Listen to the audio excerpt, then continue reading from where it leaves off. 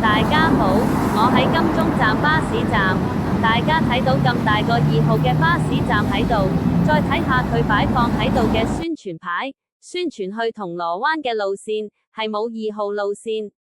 呢度最快去到銅鑼灣嘅路線之一就係2號，但係因為收得平得嚟喺灣仔段就走得快，行告士打道會搶722啲客，賺少咗，所以唔中意呢條路線。咦，唔係喎，嚟咗架930我都去到銅鑼灣，去名店坊仲就腳啲，但係個嘅宣傳牌一樣係冇寫到930。930係金鐘去銅鑼灣最快嘅路線，但係城巴都冇宣傳，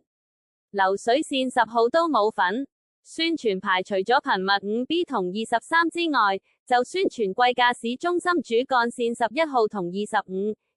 號電牌還要顯示往銅鑼灣，位都收超過8蚊。唔熟巴士嘅乘客搭咗呢兩條線就覺得中伏，咁咪唔再搭巴士，去搭便宜嘅電車或快地鐵，點都平過巴士。2號10號930去唔到軒尼詩道同 Sogo， 行過少少去金鐘花園有 E11 同 A11 揀，兩線都平過市中心線，唔宣傳下？